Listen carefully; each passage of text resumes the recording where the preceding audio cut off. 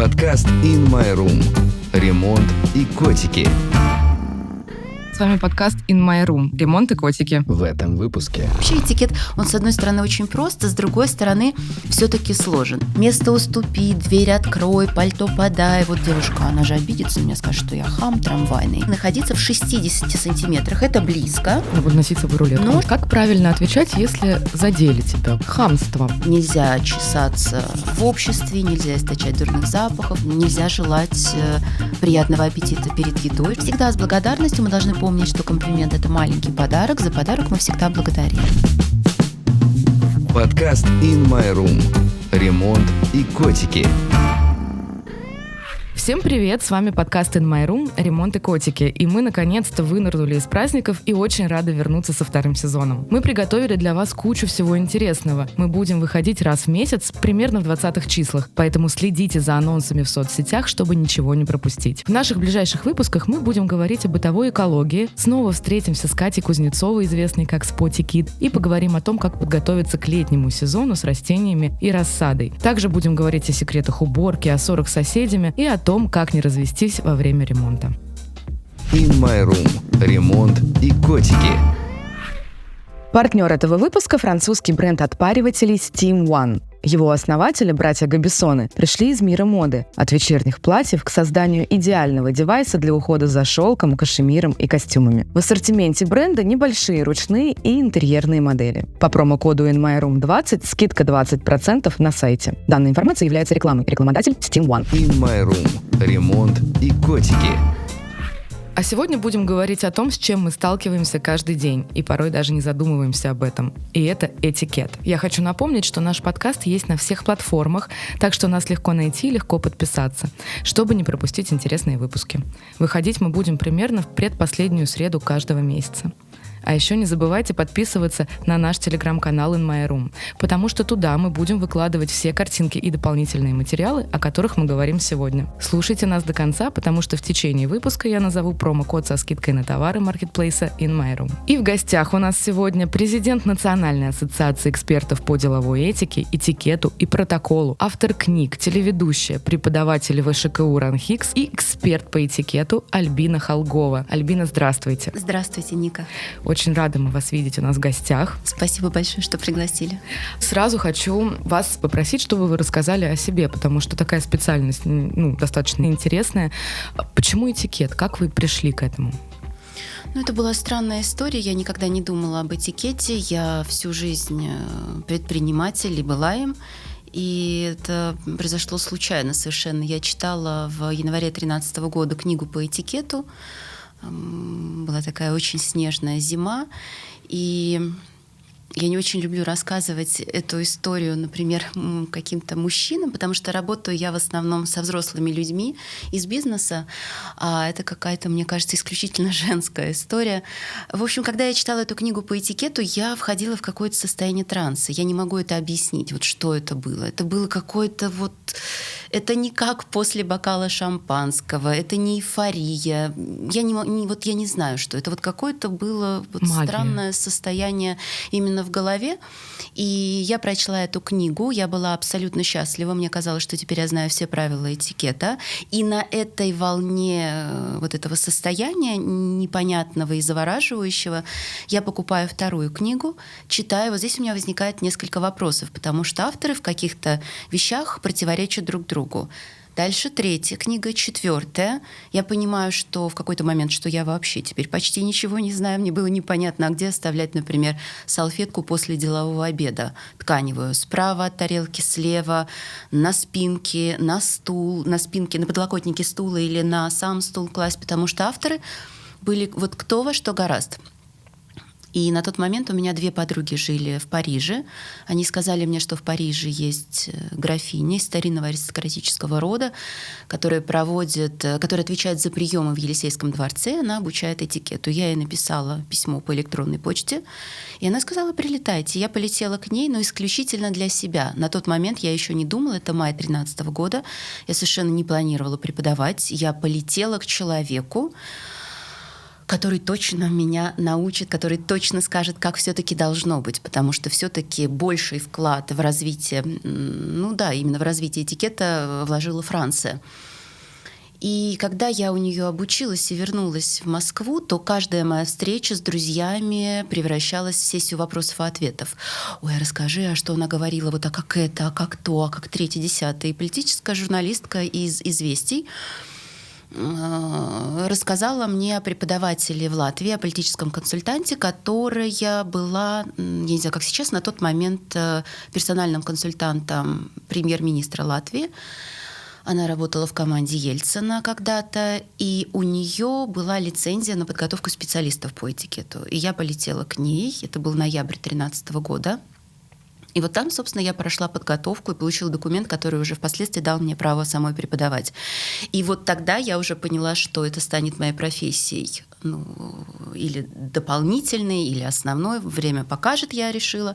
Но я уже стала этим заниматься профессионально. И потом, конечно, нужно было поучиться у кого-то из Великобритании, и я занималась преподавателем из Лондона. Королевская семья, мне кажется, там это самая распространенная история про этикет, и все на них равняются, нет? Я бы так не сказала. Естественно, мы равняемся в этикете на королевские семьи. В первую очередь на них равняются президентские семьи, да, и мы вот равняемся и на тех, и на других.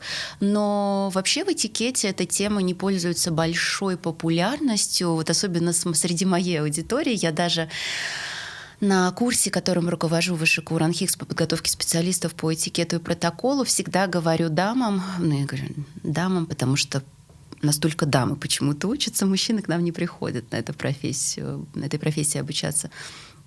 Если вы будете работать со взрослыми людьми из бизнеса, особенно с мужчинами, никогда не делайте отсылку на королевскую семью какой бы то ни было страны, потому что мне кажется, что это тема, которую стоит упоминать, вот, например, какой-то мастер-класс для девушек, для женщин в ресторане, вечером свечи, и вот тогда эта отсылка к королевской семье, к тому, как у них принято, она очень кстати. Она такая очаровательная, какая-то завораживающая, вот где-то там королевская семья. Романтизированная. Да. Мужчины на это совершенно не реагируют из бизнеса, им это вызывает, мне кажется, у них ухмылку, что какая еще королевская вообще? Причем тут вообще королевская семья? Мы хотели бы обучиться этикету, который будет нам полезен в бизнесе. Поэтому я учу всегда своих учащихся нашего курса всегда делать отсылку к президентским семьям, но не королевским.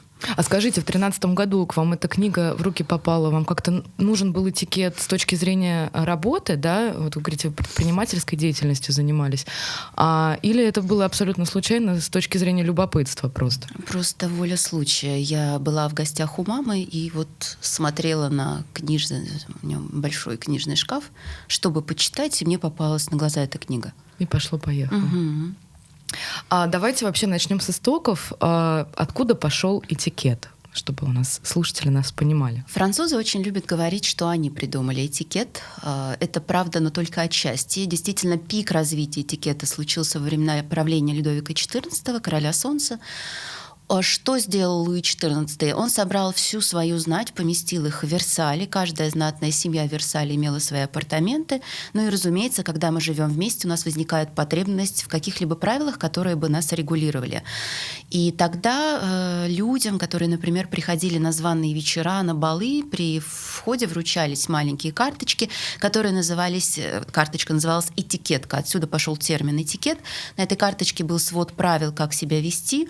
Действительно, Людовик был озабочен тем, чтобы все регламентировать, чтобы максимально себя обезопасить. Он боялся покушений, измен, и ему важно было вот все зарегламентировать. И да, пик развития случился именно в то время. И Людовик XIV был большим примером. Вот если мы, например, говорим, в этикете есть светская система координат и деловая система координат, их никогда нельзя путать, и это самая распространенная ошибка. Он, например, был чрезвычайно галантным. И это очень важное качество для любого мужчины. Он даже прислугу приветствовал как положено. Вот если служанка входила в его покои, он вставал. Казалось бы, где глава страны, где король и где какая-то служанка. Но вот даже служанку он приветствовал по этикету. Ну и вот тогда пик развития случился, этикет стал распространяться по миру, он пришел в Великобританию, он пришел в нашу страну. Французы поэтому говорят, что мы придумали этикет. Но на самом деле, конечно, нет. Этикет существовал все то время, что существуют люди на планете Земля. Если даже мы будем говорить о каменном веке, уже тогда существовали какие-то правила их хорошего тона, как можно, как нельзя. Одна из первых книг по этикету, которая была написана в XVI веке, если я не ошибаюсь, чуть ранее еще писал о хорошем тоне Эразм, итальянец Джованни делла Каза, который написал в XVI веке книгу по этикету. Она содержит в себе такие правила.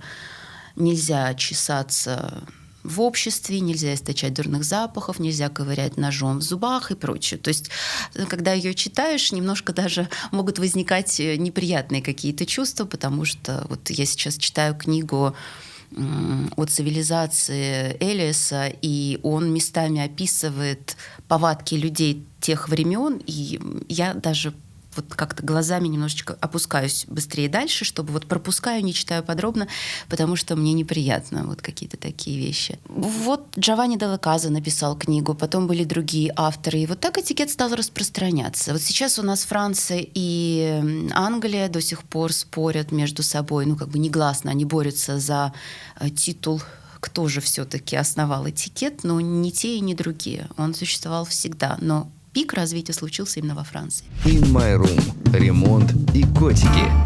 С течением времени, да, как менялся этикет?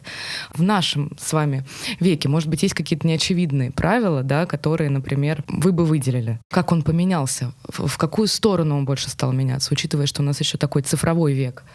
Мне кажется, в сторону гуманизма, наверное, если можно так сказать. Но самые неочевидные правила: нельзя желать приятного аппетита перед едой, что делают Нельзя? почти все, ни в коем случае. А почему? Ну, потому что это само собой разумеющееся. Эту фразу говорят шеф-повара и официанты, и некоторые девушки, которые преподают этикет, они, ну, так им хочется сообщить всем, что именно они готовили эти щи, что они говорят: а вот если ты сама готовила этот обед, то тебе можно сказать приятного аппетита. Не знаю, меня в Европе учили, что этого делать не нужно. Это само собой разумеющееся. Мы сели и начали обедать или ужинать. И вот, например, страдают многие сотрудники офиса, когда они приходят на обед, сидят там где-то в кафе или в столовой, и вот идет вереница их коллег, и каждый проходящий говорит приятного аппетита. И этот жующий за столом бедный человек, вынужден им всем отвечать, он их в этот момент не любит, видеть не хочет. И вот когда, да, в корпоративном рынке я работаю, рассказываю об этом правиле, они все говорят: ура, ура, конечно, это же так ужасно, я жую котлету, а вот тут идет там какой-нибудь Петров Иванов, который мне говорит приятного аппетита, и я должен ему отвечать.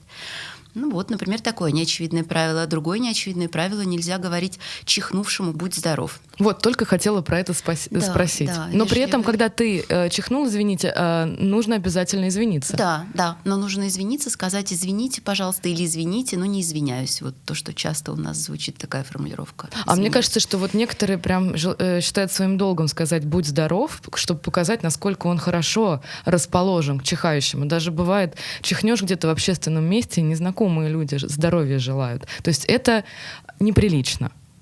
Да, воспитанный человек с точки зрения этикета делает вид, что он ничего не заметил, потому что нет психологически здорового человека, которому было бы приятно чихать в обществе. Как правило, мы все стараемся сдержаться, но иногда у нас не получается.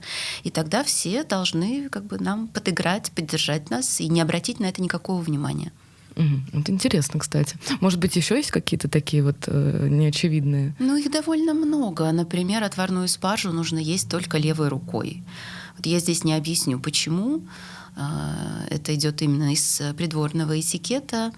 Имеется в виду отварная спаржа, которую вот мы пучок спаржи бросили в слегка соленую воду, отварили и подали, например, с голландским соусом. То есть мы берем ее за кончик, где был срез, и вот тем концом, где у нас шишечки у спаржи, да, мы как обмакиваем в соус и откусываем. Нельзя ее есть вилкой и ножом. Вот если это спаржа, которая запекалась в духовке с сыром, с чем-то еще, то тут, конечно, уже без вариантов будет вилка и нож. Но спаржа имеет свойство расслаиваться на волокна, ее неудобно резать.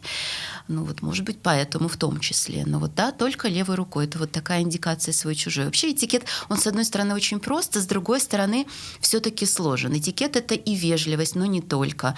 Этикет — это и индикация свой-чужой. Вот этот секретный язык, ну, например, в деловом этикете, не то чтобы это распространенная практика, я всегда говорю своим учащимся, вот, будь то на программах MBA Высший Уран Хикс или на курсе по подготовке специалистов по этикету или в каких-то компаниях, когда я прихожу преподавать, есть несколько аббревиатур, которые пишутся французскими, ну, как бы на французском языке, французские слова, но первые только буквы.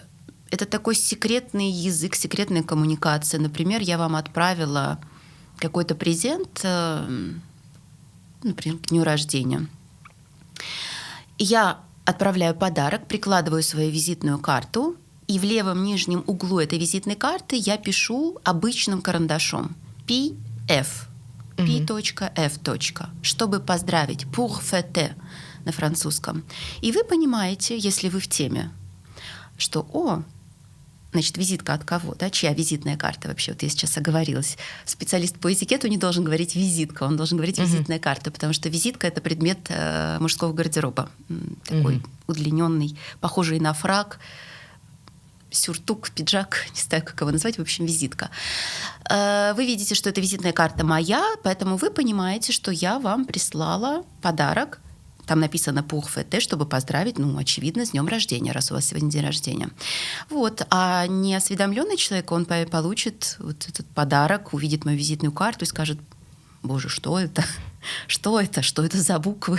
Ну, конечно, он может погуглить. Ну, как вариант. Ну, теперь мы будем знать. In My Room. Ремонт и котики. Может быть, еще есть какие-то неочевидные правила, поскольку мы заговорили про наши дни, правила, например, какой-нибудь электронной переписки, да, потому что очень часто сейчас, ну, нет каких-то там, если раньше, я помню, всегда, вот у меня еще там с детства домашний телефон, после 9 вечера бабушка говорила, что неприлично звонить, например, да. Сейчас вот эти границы вообще временные, они с учетом времени всего, они немножечко расплываются, потому что, ну, не у всех получается там вовремя писать, работать по часам и так далее. У многих бизнесы там нету нормированного рабочего дня.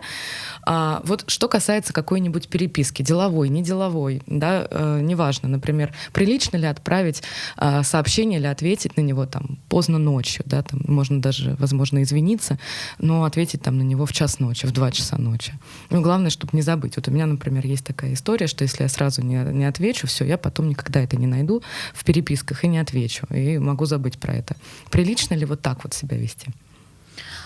Я тоже боюсь, что могу, например, забыть и не ответить, поэтому я все время этот чат помечаю непрочитанным. И я знаю, что потом, когда я буду перелистывать, например, вечером WhatsApp, я увижу, что этот чат не прочитан почему-то, значит, вот я в него обязательно зайду. Я не могу согласиться, Ника, что размылись у нас сейчас вот эти временные рамки. Все-таки для людей, которые придерживаются правил этикета, они не размыты.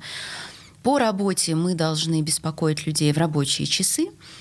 Предположим, человек работает в компании, которая работает с 10 до 18. Все понятно. До 10 и после 18 мы можем его побеспокоить, если только ЧП. И очень некрасиво поступают к своим сотрудникам руководители, которые считают, что они могут побеспокоить и в 11 вечера, и в 4 утра. Они вот так, положа руку на сердце, говорят: ну мы же их не заставляем сразу отвечать. Ну, конечно, если человек спит в 4 утра, но даже это неприемлемо, потому что в 7 или во сколько человек просыпается, он увидит сообщение от босса и, наверное, испытает некий дискомфорт. Он поймет, может быть, что-то вот экстренное, что-то случилось, все пропало, да? Что еще могло подтолкнуть человека в 4 часа написать сообщение? Такое, к сожалению, нередко происходит в бизнесе. Если мы говорим о нерабочих отношениях, то есть такой интервал с 12 дня и до 8 вечера. После 8 считается неприличным звонить. Но вот почему этикет все-таки нужно изучать невозможно стать образованным по части этикета, мне кажется, например, читая чьи-то блоги. В блогах не расскажешь обо всем, да, и нет такой задачи. И даже в книгах не всегда есть возможность рассказать все. Потому что этикет — вещь ситуативная, и необходимо саму вот эту систему понять, как она работает. Дело в том, что в этикете, вот чтобы ответить, например, на этот вопрос, можно ли, в каких все-таки случаях можно писать или звонить после 8, в этикете есть 4 типа дистанции. И, в общем-то, дистанции очень многое регулируют в этикете. Дистанция вы имеете в виду, насколько близко я общаюсь с тем или иным человеком? Да, насколько близко вы можете стоять изначально, да, и, соответственно, то, что мы можем сказать человеку из интимной дистанции, которая составляет 35 сантиметров, и в которую входят близкие люди и родственники. То есть это люди, которые имеют право нас потрогать. Коллеги должны находиться в 60 сантиметрах. Это близко. Я буду носить с собой рулетку. Но 60 сантиметров, да, нужно носить с собой рулетку. И коллеги, в деловом этикете есть табу на прикосновение. Коллеги не имеют права по деловому этикету обниматься, целоваться, как-то вот хлопать друг другу по плечу. Но есть же такие деловые отношения, когда люди проработали 150 лет вместе. Но это уже друзья. Они уже друзья, но они и коллеги. И вот все равно на работе они должны показывать класс. Да? С точки зрения делового этикета мы на работе все должны общаться на «вы». И даже если мы дружим, мы все равно на работе общаемся на «вы», сохраняем дистанцию. Потом уже, когда вышли и переместились в какой-то ресторан, там уже, пожалуйста, можно сидеть в обнимку, если, например, мы такие близкие друзья. Вот, поэтому если мы с человеком в интимной дистанции, то, соответственно, мы можем договориться, что мы имеем возможность друг другу отправить сообщение и в 1 ночи, и в 3 ночи, и в 11 часов вечера позвонить, и это не будет воспринято каким-то хамством или грубым поведением. А от человека, например, из личной дистанции, вот это 60 сантиметров, или социальной дистанции 1,20 м, это, конечно, будет странно, если кто-то позвонит в 11 вечера. Безусловно. А вот скажите, где можно обучиться этикету? Приходите к нам на курс ВШКУ РАНХИКС. Мы обучаем специалистов по этикету, готовим именно преподавателей по этикету. Они могут либо потом преподавать, либо работать в службе протокола, потому что у нас параллельно учатся 2 группы. Одна группа получает удостоверение РАНХИКС, вторая группа получает диплом РАНХИКС. И вот группа, которая получает диплом РАНХИКС, они изучают помимо всех видов этикета, дресс-кодов, драгоценных камней, этикетов классической музыки и прочего-прочего. У нас есть дополнительные занятия, которые не имеют как бы прямого отношения к этикету, но обогащают, дают фоновые знания, да, то есть более богатым выходит человек вот с точки зрения знаний. Чтобы мог существовать в тех кругах, в которых он потом будет работать, да. Например. Так вот, группа с дипломом, они помимо всех этих модулей изучают еще дипломатический государственный протокол. У нас на курсе преподают лучшие педагоги мира, в том числе из других стран, которых я лично приглашаю, поскольку у нас совместный курс с ВШКУ РАНХИКС, поэтому я имею право пригласить преподавателей, которых считаю нужно пригласить. Вот, и таким образом у нас учащиеся проходят. А в протокол это вы имеете в виду, это какое-то сопровождение каких-то высших чинов? Да, это организация встреч, мероприятий на высшем государственном уровне. В том числе. Это очень интересно. А вы говорили про книги, которые вы написали. То есть вы собрали всю ту информацию, которую прочитали, поскольку она еще вам показалась противоречивой, и решили, как я понимаю, да, сделать что-то свое, где вы это упростили, возможно, или свое мнение какое-то высказали по поводу этикета. Знаете, Ника, наверное, так. Расскажите про свои книги. Сейчас мы живем во время, я не знаю, к счастью или к сожалению, когда любой человек может написать книгу. Для этого нужны деньги и тщеславие. И неважно, разбираюсь я в вопросе или нет. Ну вот, например, я богатая дама, я хочу, чтобы у меня было 5 книг по психологии. Ничего страшного, что я не училась на психолога, я почитала в интернете. И состою на учете в психдиспансере. Да, часто общаюсь с психиатром, и поэтому кое-что знаю, я вам сейчас расскажу. Этот человек, увы, может написать действительно книгу. И если он еще заплатит за ее продвижение, то она появится на прилавках магазинов. Мы с вами туда придем, не понимая, например, ничего в психиатрии. Ну вот я про себя могу сказать, да, я скажу, увижу книгу, которая у нее была такая масштабная рекламная кампания, я подумаю, ну действительно стоящий материал, возьму-ка почитаю. То есть вот таких, к сожалению, книг может быть немало на прилавках наших магазинов в том числе. Мне важно, когда, например, я выбирала для себя преподавателей, вот почему я не устаю восхищаться своим первым преподавателем из Парижа, Мари Детили, которая преподает на нашем же курсе в Ранхикс, я ее пригласила. Очень важно вот посмотреть вживую на человека, как он говорит, как он себя ведет, как он двигается, как вообще несет себя. И мне кажется, что вот даже неважно, написал он книгу, не написал, вот это самое главное. То есть, умного человека, мне кажется, нельзя обмануть. Вот когда ты с ним пообщаешься, когда ты посмотришь, вот действительно станет понятно, он истинный специалист по этикету или нет. И масса книг, написанных по этикету, мы не видим этих авторов, мы не имеем возможности с ними пообщаться, вот действительно понять. Поэтому вот как-то возникают вопросы, можно ли опираться на эту информацию или нет. И раз уж мне посчастливилось учиться у лучших педагогов мира, а потом, когда мы создали этот курс совместно с Ранхикс, и мы даже пригласили члена королевской семьи Великобритании, то есть мы действительно наработали такую базу информации, знаний, и эти люди, которые преподают нас на курсе, они вызывают исключительно восхищение и восторг. И поэтому я подумала, что да, наверное, вот книги, которые я написала, они объединили в себе знания, которые я когда-то получила, они объединили мой опыт, поскольку я очень много работаю со взрослыми людьми, и они мне рассказывают, что работает, что не работает, в какие ситуации они попадали, и мы разбираем вместе, а как лучше было выйти из этой ситуации, да, например, без ущерба для репутации персональной или компании и прочее. И вот все это вошло в мои книги. Но я книги писала по предложению издательства. Я очень хорошо помню тот день, когда я шла несколько лет назад в Москве. Кстати, была примерно такая же погода. Наверное, чуть теплее. Такой растаявший был снег, была зима. И раздался звонок. Мне позвонил генеральный директор издательства «Международные отношения». Сказал, что они читают меня в «Известиях». Я тогда вела колонку как эксперт по этикету в «Известиях». Публиковалась в течение 3 лет, и они предложили написать книги. Вот у нас с ними контракт на 5 книг. Сейчас в этом году художница уже приступила к оформлению 3-й книги. Она посвящена дресс-кодам. 1-я книга вышла в 2021 году, посвящена светскому этикету. 2-я вышла летом 2023 года. Она посвящена деловому этикету. Сейчас дресс-коды. 4-ю книгу я уже пишу. Она будет «Этикет для детей» называться. И 5-я книга будет большой, толстой, дорогой, и я поговорю с издательством, чтобы это был лимитированный тираж. Не знаю, может быть, мы выпустим, например, 300 книг, и больше не будем их выпускать. О чем же она будет? Она будет содержать, это будет подарочный выпуск, она будет содержать в себе предыдущие 4 книги, и новую главу, раздел, точнее, о котором никто пока не писал в контексте этикета, который я держу в секрете. Вот, поэтому сейчас, как только я закончу 4-ю книгу, я сразу же приступлю к этому разделу, и потом выйдет 5-я. In My Room. Ремонт и котики. Да, давайте перейдем к такой более узкой теме. Да, я буду задавать более узкие вопросы на тему этикета. Мне кажется, что самое простое начать с бытового этикета, если можно это так назвать. До какого времени звонить, мы уже поняли, да, можно.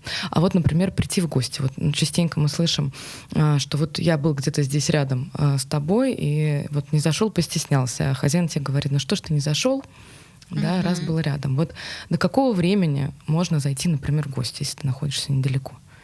Тоже зависит от дистанции. Если это интимная дистанция, если это наши близкие друзья, то здесь всегда можно позвонить. Это 9 вечера, не знаю, это 9:30 даже, может быть, вечер, если мы близко общаемся, и сказать: дорогая, ты знаешь, я вот тут у тебя уже у квартиры, открывай. Не так, я пошутила. Нужно сказать, что я рядом, хотела бы с тобой поболтать, если ты не занята, если ты не против. И хозяйка вот здесь, этикет не допускает ложного джентльменства. Многие люди думают, что этикет — это про вечное место уступи, дверь открой, пальто подай. Вот ты как бы за всеми ухаживаешь, да, и вот, а кто же за тобой будет ухаживать? У тебя времени на себя не останется. Нет, этикет не допускает ложного джентльменства, он о красивом поведении, но о комфорте всех сторон. Поэтому хозяйка, если она уже устала, если у нее другие планы, совершенно спокойно, без чувства вины говорит: Ой, ты знаешь, я была бы очень рада тебя видеть, но у меня, к сожалению, сейчас дела, я занята. Давай в другой раз. Вот так, например. Мгм. А вот когда мы в подъезде, например, и встретили соседа, да, мы в подъезде встретили соседа, кто должен поздороваться первым? Тут нужно смотреть на ситуацию. Например, первая ситуация. Сосед у своей квартиры, например, закрывает дверь, а вы проходите мимо. Проходящий, подходящий всегда будет здороваться первым. Если вы просто встречаетесь в коридоре, идете друг напротив друга, младший по возрасту приветствует старшего по возрасту. Если возраст одинаковый, то здесь уже кто вежливее, тот первым поздоровается. Если ты не уверен, кто взрослее там и так далее. А вот если в лифте, то кто первый заходит? Мужчина, женщина, наверное, любой возраст мужчины должен пропускать, правильно? Нет? Нет? Тут нужно ответить на вопрос, мы в светской системе координат или в деловой системе координат. Если это светский этикет, в лифт первым будет входить мужчина, потому что лифт по-прежнему территория повышенной опасности. И выходить из лифта первым будет мужчина. А вот в деловом этикете нет мужчин и женщин. На работе мы все как солдаты равны. в армии. Да, на работе у нас есть только ранги. И очень некрасиво ведут себя те, кто пытаются делать такой акцент на своем гендере. Но я же женщина, и нет. Вот какова твоя должность, и только об этом мы здесь думаем. В лифт на работе будет входить первым тот, кто ближе к лифту. Кнопку вызова будет нажимать тот, кто к ней ближе, вне зависимости от гендера. Угу. Все гораздо проще, чем мы могли подумать. Вот мы пришли в гости. Когда можно садиться за стол? Да? Когда подождать, пока все сядут? Или пока хозяйка не села, садиться нельзя? Как правильно? Вот если мы дома. Пока хозяйка не пригласила за стол. По правилам этикета у нас вот этот прием, да, в гостях. Там есть домашний ужин, есть домашний прием. И мы приходим, мы можем собираться в течение какого-то количества минут, да, мы же не придем. Например, нас пригласили к 7 часам вечера. Мы в 7 вечера все, скорее всего, не войдем одновременно в квартиру. Кто-то чуть позднее придет. Кстати, раньше приходить ни в коем случае нельзя. Если к 7, в 6:59 приходить в гости нельзя, потому что хозяйка, возможно, вот снимает бигуди или какие-то последние приготовления. Поэтому в 7 или чуть позднее. И сначала мы угощаемся, у нас аперитив, это какие-то напитки, какие-то, может быть, вот совсем миниатюрные закуски, чтобы пробудить аппетит. И потом хозяйка где-то через 30 минут, желательно не позднее, говорит: дорогие гости, прошу всех к столу. Она садится первой, тут же садятся дамы за ней, а мужчины помогают дамам сесть, и потом рассаживаются кавалеры. Угу. То есть вот как обычно это бывает, ты пригласила гостей, говоришь: садитесь, и сама еще где-то на кухне суетишь, что-то туда подносишь. Так делать нельзя. То есть ты должна сказать: садитесь за стол, только когда уже все стоит на столе, и хозяйка может сесть сама, проводить время с гостями. Да, ну тут видите, в чем дело, Ника. Есть этикет, есть обычная жизнь, и мы всегда должны об этом помнить. Вот что такое этикет вообще для понимания? Я очень не хотела бы, чтобы кого-то это, скажем так, отвернуло от этой прекрасной науки, потому что действительно в ней только плюсы, в ней сплошные плюсы и выгода, потому что каждый из нас хочет общаться с вежливым человеком, с человеком, с которым приятно общаться. А что дает, вот, да, это этикет дает. И если мы говорим о бизнесе, что такое бизнес? Любой бизнес — это коммуникация. А что такое хорошая коммуникация? Это этикет. Поэтому очевидно, что этикет, он делает человека успешнее, приятнее, красивее. Организованнее, пунктуальнее. Послушайте, люди, которые, например, опаздывают, непунктуальные, они ведут себя отвратительно. Может быть, это даже скрытая какая-то агрессия. Да? Я не психолог, я не хочу, да, вот как бы переходить в ту часть, но это неприятно, когда ты вынуждаешь кого-то ждать тебя. Да? И хорошо, если это произошло раз в 10 лет, это случайность. Но есть люди, у которых такой почерк, они всегда задерживаются. Вот ждите меня. Хамство. Промокод «Этикет». Да, это можно назвать хамством. Поэтому этикет, он действительно помогает нам быть более успешными и больше нравиться людям. Ну так вот, возвращаясь к тому, что такое этикет. Этикет — это правила, которые зарождаются на самой верхушке общества. Вот говоря о хозяйке, которая, да, что-то там суетится на кухне. Соответственно, кто на верхушке общества? Члены королевских семей, президентские семьи. Там, конечно, королева не суетится. Ей все подали. Да, поэтому, например, когда я училась в Латвии у своего преподавателя Елены Марки, она говорила, что очень хорошо, когда есть возможность. Например, у нас нет постоянной домработницы, но очень хорошо, когда мы имеем возможность нанять какую-то помощницу вот на этот вечер, для того, чтобы все-таки можно было соблюсти этикет. Это будет прекрасно. И тогда хозяйка говорит: господа, прошу всех за стол, она садится, дамы, кавалеры, и все уже, да, все предусмотрено, их обслуживают. Если такой возможности нет, ну тогда, да, хозяйка как-то должна продумать этот момент. Вот тут всегда есть конфликт. Этикет — это всегда про знать. Но это не значит, что сейчас уже другая жизнь, да? Сейчас нет крепостного права, есть знать и есть, значит, там, простолюдины. Сейчас не так, мир поменялся, поэтому этикет нужен всем на всех уровнях. Поэтому мы должны просто держать вот эту вот схему в голове, чтобы понимать, как действовать. Давайте тогда выделим какие-нибудь топ-5 самых таких простых советов, что можно делать за столом, а что нельзя. Ну, значит, первое, не желаем друг другу приятного аппетита. Второе, да, но если нам кто-то пожелал, можно улыбнуться, поблагодарить в ответ. И не душнить, что нельзя это говорить, да, или можно об этом сказать. Вот среди друзей, например, скажу. Ну, вот если я очень хорошие отношения, вы понимаете, что вот, ну, действительно, тут вот зависит, нужно почувствовать. Ведь есть люди, которым мы можем сказать все, и они не обидятся, да, по-хорошему. А есть люди в окружении, которым мы многого не можем сказать. Тут вот нужно знать. Поэтому, ну так, в общем-то, умничать не очень хорошо. Ну да, это тоже неприлично. Так, значит, приятного аппетита мы не желаем. Да, обязательно пользуемся тканевой салфеткой, прежде чем сделать глоток воды или вина, особенно когда мы уже начали есть. Женщин это касается в первую очередь, но мужчины не исключение. Просто женщины это должны сделать сразу, даже если они не начали есть, потому что у них на губах какой-нибудь блеск, какая-нибудь помада, мы ее не стираем.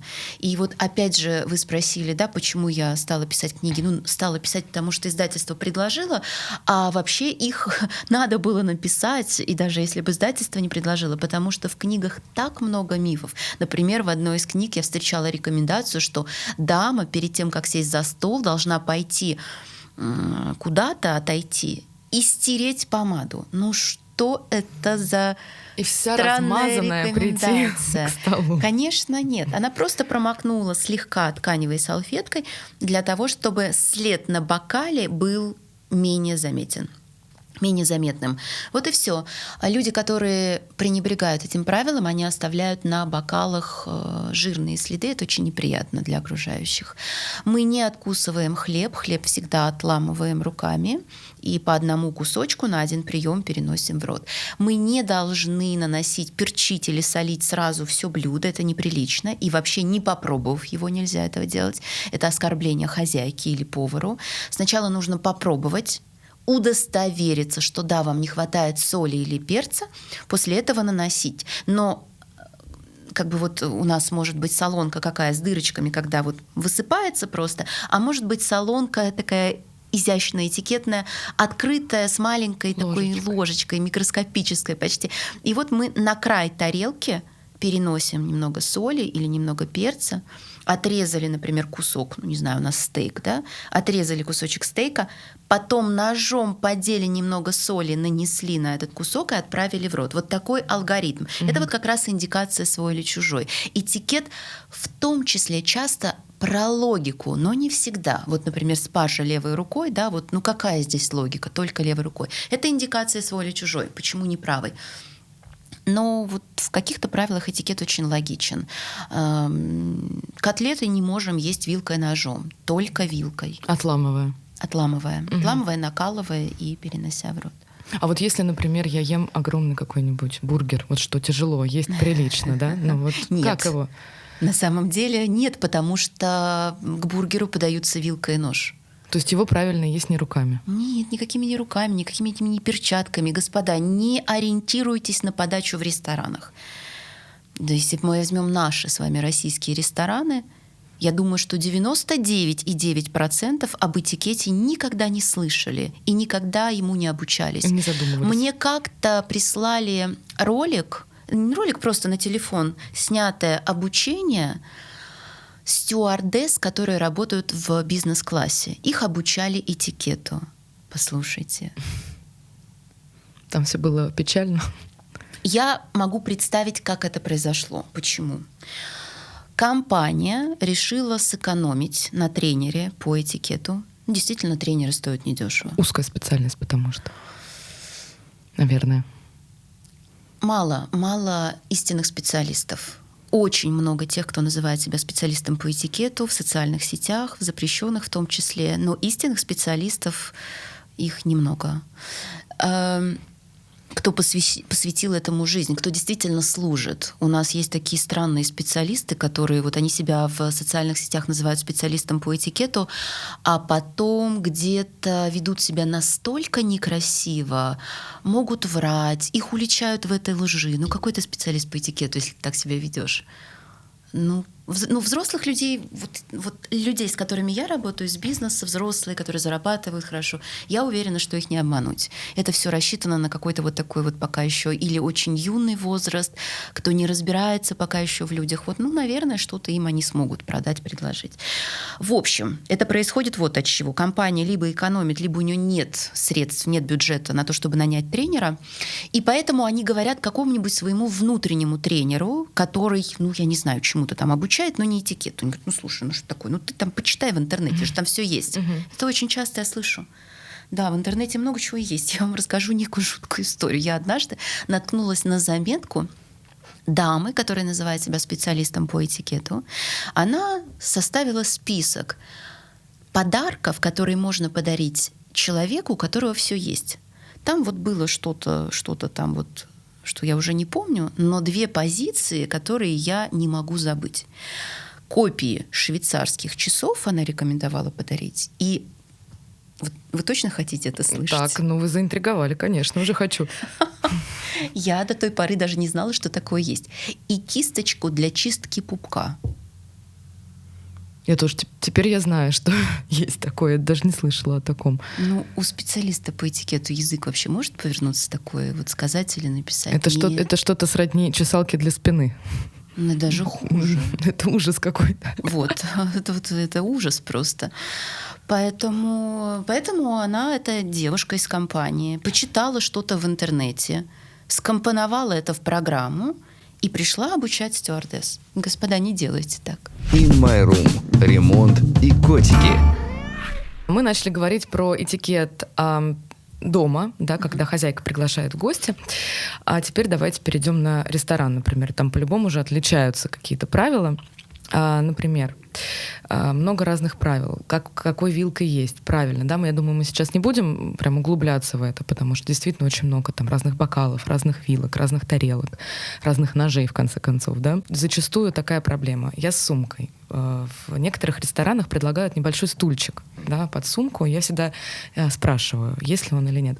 А если нет, например, этого стульчика, что делать с сумкой? Особенно если я после работы, да, там у меня большая сумка или, не дай бог, рюкзак с ноутбуком. Куда мне это девать? Рюкзак не надо носить. Так бывает. Спортивный поход. Не все же рюкзаки спортивные. Бывают более... Нет, хотите носите, но рюкзак нельзя носить. Угу. В поход, погулять, там, не знаю, в магазин, может быть, зайти. А так по работе нельзя. Вы человек творческой профессии. Люди творческих профессий не подчиняются дресс-кодам. Вообще почему же? Да, это глобальная группа исключения. Люди творческих профессий, им позволено не подчиняться законам дресс-кодов. У нас рюкзак как раз относится... к дресс-кодам, простите, задел микрофон. Этикет они соблюдают, а дресс-коды могут нарушать. Опять они должны оценивать свои риски.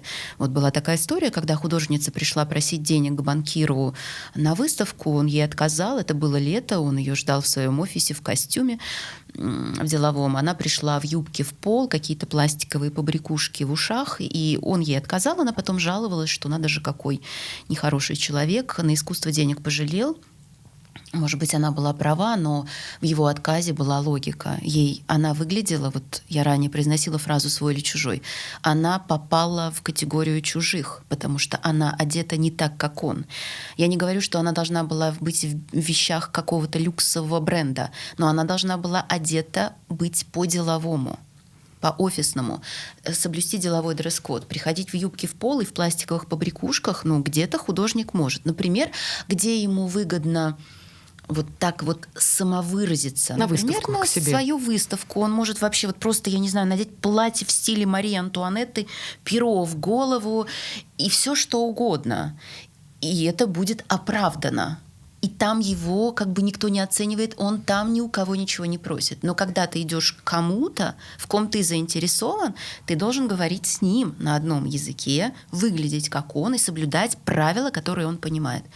Почему мы, например, иногда касаемся темы национальных особенностей, да, вот в мусульманских, арабских странах мы говорим, не протягивайте руку женщинам, мужчинам. В деловой системе координат это же норма здороваться при знакомстве или мы уже знакомы, но мы не виделись год, у нас снова командировка, мы прилетаем в ту страну, да, и там снова можем поздороваться с женщиной за руку. Просто у мужчин здесь, чтобы не было путаницы, у мужчин рукопожатие – это ежедневный ритуал приветствия, у женщин, да, и с женщинами нет.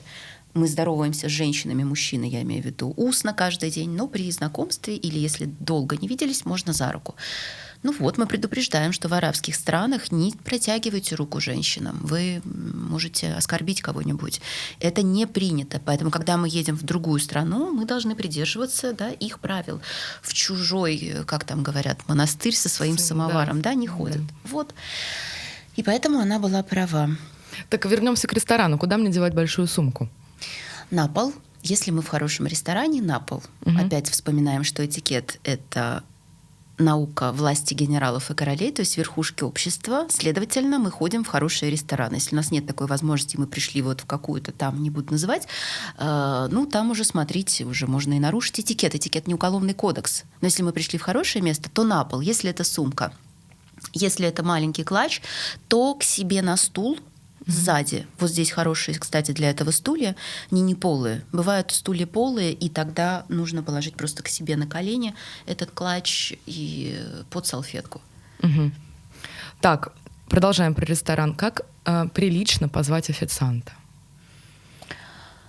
В идеале мы отложили меню, официант должен понять, что мы уже готовы делать заказ, и если это не помогает, мы на него смотрим, и это тоже не помогает, тогда мы откидываемся на спинку стула и, сложив руку в локте, локоть держим примерно на уровне талии, то есть где-то у нас кисть на уровне нижней части лица.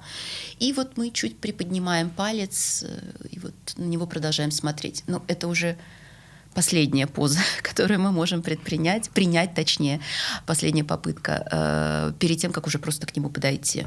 То есть нельзя кричать на весь ресторан «молодой человек»? Нельзя Максимум кричать, это встать и подойти к нему? Это уже все. Это нонсенс уже. Нонсенс, да. То есть вот эта поза, когда мы откидываемся на спинку стула и приподнимаем руку, означает, что у нас уже терпение заканчивается. Угу. Дальше. Например, я ем оливки, да, и мне нужно куда-то деть косточку. Как ее прилично выплюнуть? Мы ее не выплевываем, мы берем ее кончиками пальцев у губ и переносим на край тарелки. То есть это не салфеткой, не на вилку или ложку, да? В части хороших ресторанов мы на столе вообще не увидим бумажных салфеток, и это правильно. В общем-то, бумажные салфетки, они у нас выполняют роль скорой помощи. Когда мы что-то, предположим, пролили, мы положили на эту лужу салфетку, пока официант будет идти. Мы пользуемся тканевыми салфетками, если они есть. А в ряде ресторанов, даже в очень хороших, куда ходят вот наша элита, политики известные, салфетки, господа, что же вы так вот прям предлагаете нам какие-то салфетки из какой-то черной грубой ткани? Очень не хочется ими пользоваться вот по назначению, да, промакивать губы. В этих ситуациях, наверное, можно пренебречь этим правилам и воспользоваться бумажной салфеткой, чтобы промокнуть губы. Но косточку просто кончиками пальцев. Угу. В разных странах разный этикет, да, вот мы начали уже про это говорить, разные нормы. Может быть, есть что-то шокирующее, что для других стран есть норма, а для нас будет неприемлемо? Ну, например, когда мы отправляемся к кому-то домой в Японии или в Индии, в ряде других стран, мы должны понимать, что нам нужно будет разуться. И даже в ресторанах в каких-то. Это в Азии, кстати, очень часто. Да, и обувь мы свою оставляем носками к выходу, к двери. Вот, например, популярная история, которая нас касается, и мы должны об этом всегда помнить. В нашей культуре и в американской распространены некоторые жесты, символы, которыми мы пытаемся иногда общаться, заменять какие-то слова. Например, вы говорите: ну как все прошло? Или кому-то, да, и человек вам говорит: все отлично, сложив руку таким образом, кисть, большой и указательный палец вместе в кольцо, да, а остальные пальцы приподняты. Так вот, в ряде арабских стран этот жест означает, простите, грязное сексуальное ругательство, которое применимо и к мужчинам, и к женщинам. И такой жест в тех странах может спровоцировать конфликт или скандал.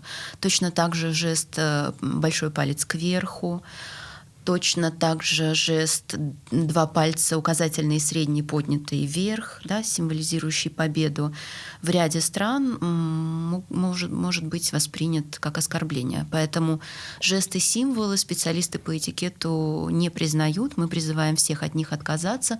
Чтобы никого не обидеть в других странах. Да, потому что они автоматически, мы даже не успеваем подумать. Мы не показываем этот жест после того, как мы подумали: а сейчас я покажу вот так. Это автоматически происходит. Поэтому мы говорим: господа, давайте на берегу, мы лучше от них откажемся, приучайте себя не использовать их в своей коммуникации. In My Room. Ремонт и котики. На какие темы неприлично говорить в компании? Есть ли какие-то табу? Да, конечно, все темы смерти, трагедии, происшествий, убился, разбился, катастрофы, болезни. Никогда не надо говорить кому-то из собеседников, даже если это ваша близкая подруга или близкий друг, что у вас болит живот. Простите, это слишком интимная подробность, которая может быть адресована только медику, врачу. Вы можете сказать максимум, что вы плохо себя чувствуете, неважно себя чувствуете, без каких-либо подробностей, что у вас было там вот что-то, вот. Еще есть странные люди, которые начинают симптоматику описывать очень подробно. Это никому не нужно. Это не нужно знать даже вашей маме, если только вы не маленький ребенок. Может быть, еще тема религии, политики? Религия, политика, или все-таки деньги. Это можно где-то обсудить? С большой осторожностью. Этикет не рекомендует. Если вы... Но опять, этикет — вещь ситуативная. Если и вы, и я одних политических взглядов, мы можем с вами это обсудить. Это надо заранее понимать. Да. Либо да, лучше говорить на какие-то безошибочные, безболезненные темы. Сюда же входят деньги. Нельзя спрашивать, сколько стоит ваш телефон, ваше кольцо. Нельзя спросить даже, за сколько вы купили банку красной икры. Ну вот, казалось бы, сколько она стоит? Бытовой 900 вопрос. рублей, 1500 рублей. Нельзя, и все. В деловых каких-то разговорах, когда мы по работе общаемся, мы обсуждаем сделку, это другое, не надо путать. А вот если это светская беседа, таких тем нужно избегать. Но опять этикет — вещь ситуативная. Предположим, вам очень нужно знать, все-таки сколько же примерно. Тогда как мы можем спросить близкую подругу? Например, Наталья, извини меня, пожалуйста, у меня вопрос не по этикету. Если не хочешь, не отвечай. А сколько стоит такая сумка? Я просто себе такую же хочу, да. Да, но мы уже ей дали право не отвечать. И мы извинились. Эта фраза «прокладка» в этикете: «извините, пожалуйста, не могли бы вы объяснить?» Этикет — это еще и про дипломатию. Конечно, всегда они идут вместе. Нога в ногу, рука об руку. Да. А как правильно отвечать, если задели тебя? Задали какой-то неприличный вопрос, который тебя задел. Возможно, собеседник и не хотел этого, да, но тем не менее задели. Сейчас же эта история, когда молодых людей спрашивают, а когда свадьба, когда, например, когда за вторым пойдете, эти все неприличные, нетактичные вопросы, как на них правильно ответить, чтобы не опускаться до уровня обидчика? Первый вариант я рекомендую попробовать перевести тему, такой универсальный прием в этикете. Например, кто-то слышит в адрес свой, там, ну, когда же там ты будешь рожать, тикают часики. Можно сказать, какая потрясающая в этом году зима, не правда ли? Вот совершенно просто на другую тему. Воспитанный, умный человек сразу же должен понять, что, в общем-то, это был ответ. Что, да, а если вот человек невоспитанный, и он второй раз, ты что, не слышишь меня? Тогда можно открытым текстом сказать: я прошу прощения или извини меня, пожалуйста, но я не буду говорить на эту тему. Вот так. Просто зачастую обычно это задает какое-то более старшее поколение, которое считает... Ну вот им так и ответить, да, тем, что это они не лезут в какие-то бабушка, личные... извини, да. но я не буду с тобой говорить об этом. И потом бабушки начинают обижаться и манипулировать. Ну, пусть обижаются, послушайте. Вот это вот, кстати, частый вопрос к обиде нас отсылает. Когда мужчины говорят: вот я всегда должен женщину пропускать в дверях вперед, вот даже в светском этикете. В этикете есть в светском ряд ситуаций, в которых мужчина всегда проходит первым. В ресторан, в подъезд. Да? В ресторан он не всегда проходит первым при определенных обстоятельствах. Угу. И они говорят: Альбина, подождите, но если я так поступлю, а если девушка, она же обидится на меня, скажет, что я хам трамвайный. Ну, это ее проблема, наверное, если она не знает правил этикета. На обиженных, как говорится, да? Да. А как, наоборот, правильно принимать комплименты? С этим тоже, кстати говоря, у многих проблемы, да? Потому что некоторые начинают тушеваться, или, наоборот, надо сказать, поблагодарить. Вот как правильно сказать? Ну, правильно всегда с благодарностью. И даже если мы не согласны с комплиментом, если это действительно комплимент, потому что не все сказанное можно отнести к комплименту.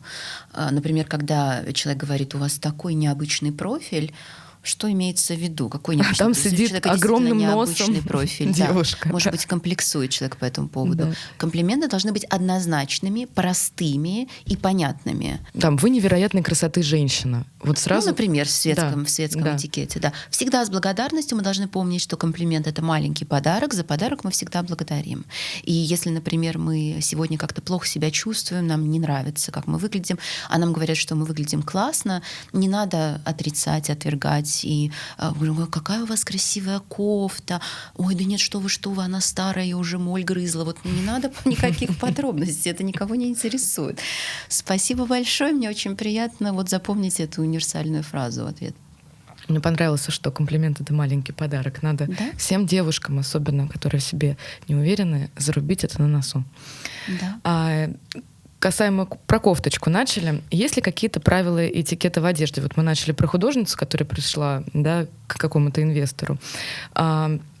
Сейчас, опять-таки, стерты грани какой-то нормальности. Есть там мода. Мода — это не всегда равно этикет, да, но тем не менее мода — это всегда около той касты людей, которая приближена к вот этим верхам, которые в этом разбираются, да. Вот как понять, да, что человек в теме, не в теме, что можно себе позволить, да, тем более, если мы говорим про какие-то там, вот ресторан пошел, и вышла какая-нибудь невероятная коллекция какого-нибудь странного, скажем так, дизайнера, и вот насколько уместно это одеть, да?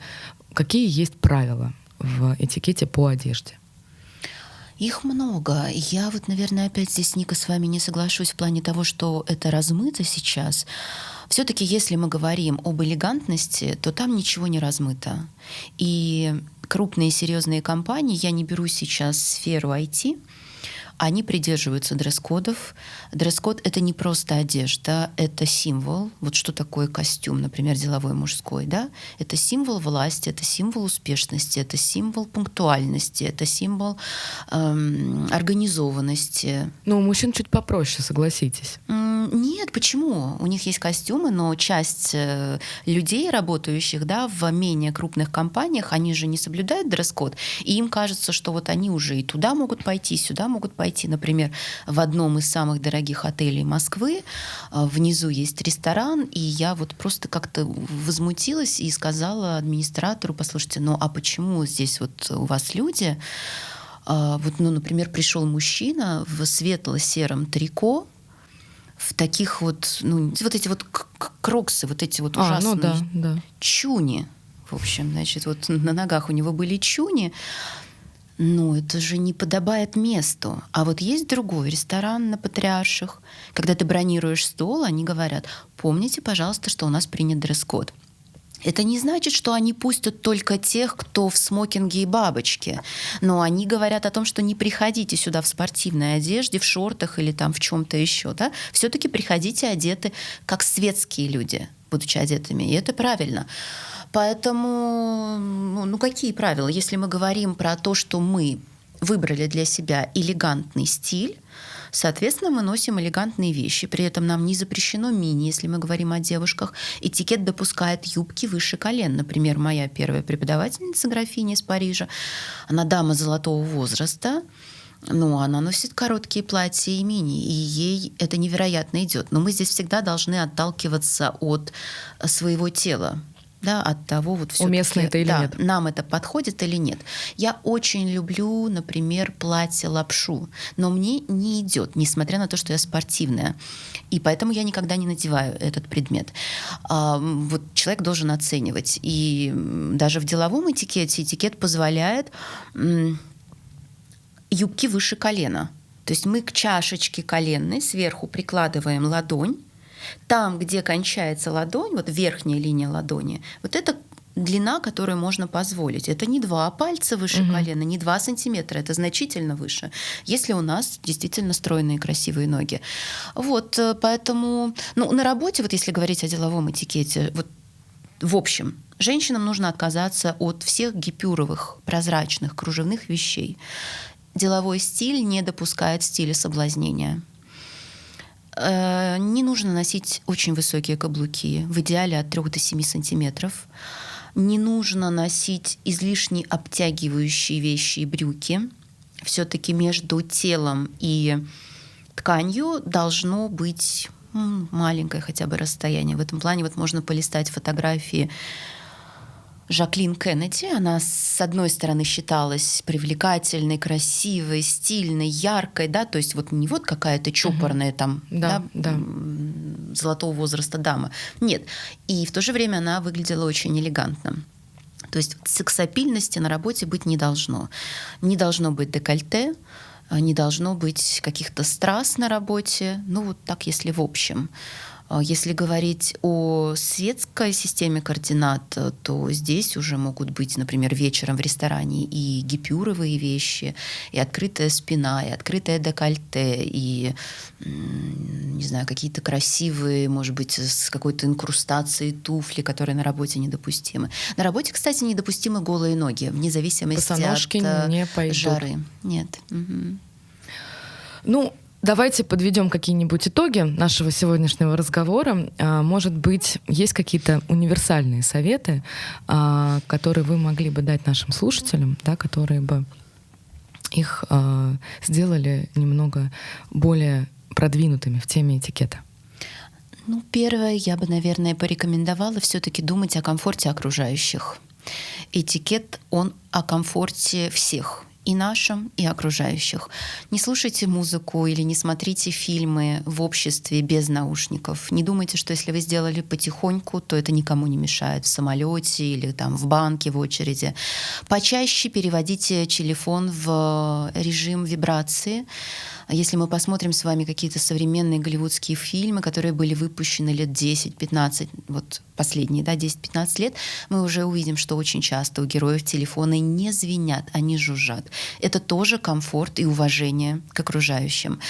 Носите элегантную одежду. Нет ничего привлекательного в каких-то вот этих бесформенных, простите за грубое слово, просторечное, штанах, каких-то непонятных кофтах. Я не против спортивной одежды. Просто есть одежда уместная и неуместная. И, например, женщине всегда ходить в какой-то мужеподобной одежде, мне кажется, не стоит. Не лишайте себя красивых вечеров. Но это должен быть по-настоящему красивый вечер. Что я имею в виду? Например, вы идете в консерваторию или в Большой театр, а потом вы идете в ресторан в хороший. Пусть мужчина наденет смокинг, пусть женщина наденет красивое платье, роскошные украшения. И потом они пойдут в ресторан. Я думаю, что они соберут 1000 комплиментов в свой адрес, но не ради комплиментов мы это делаем. Мы это делаем просто потому, что мы сами потом этот вечер не забудем. И таких вечеров в нашей жизни может быть очень много, да, сколько мы захотим. И мы проживем красивую жизнь. Или мы проживем жизнь, например, я знаю одну очень, можно я так скажу, странную пару, которая дома каждый день ест из одноразовой посуды. На мой взгляд, это просто наплевательство на свою жизнь, на то, как она протекает. Интересно, почему? Им лень мыть посуду или что? Ну да, за непрактично какой-то там фарфор мыть, покупать. Да можно и так. Действительно, можно и так. Можно чавкать, чесаться в обществе и вообще чихать. Помните тот мультик про чертят? Люби себя, чихай на всех, и в жизни ждет тебя успех. Но это мультик. В жизни так не получится, да? Чем красивее наша жизнь, тем больше красоты в нашей жизни, и тем больше людей, которые живут так же. Соответственно, мы поднимаемся. Уровень жизни себя поднимаем. Да, уровень жизни поднимаем. Мы, да, становимся более возвышенными в самом красивом смысле этого слова. Это совсем другая жизнь, совсем другая эстетика. Вот студенты, когда приходят к нам на курсы, они говорят, вот вчера у нас была лекция, они пишут: Альбина, это не просто курс, это новая жизнь. Чистая правда? Если вам не нравится ваша жизнь, измените ее. Спасибо вам большое. Было слушать очень интересно вас. Спасибо, Ника. Я желаю вам успеха, чтобы ваши книжки стали бестселлерами. А первая, кстати, уже. Напоминаю нашим слушателям, что все необходимые материалы мы добавим в наш телеграм-канал. Слушайте нас на всех площадках, читайте нас на сайте Дзене и смотрите на YouTube-канале.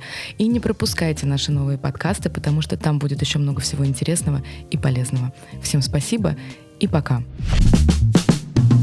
Подкаст In My Room. Ремонт и котики.